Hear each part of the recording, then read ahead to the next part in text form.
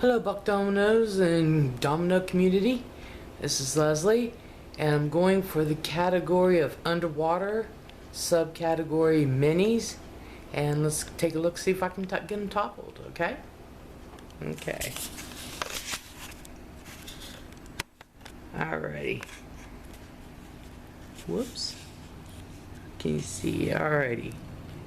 Here they are. They are totally submerged. And when they're submerged, they get a mind of their own. As you can tell, there's one that went rogue again.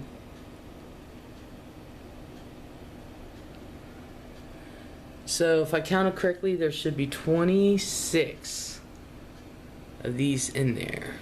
So, alright, let me grab my tweezers.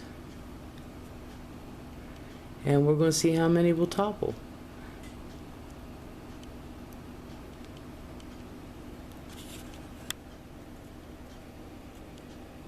Oh man.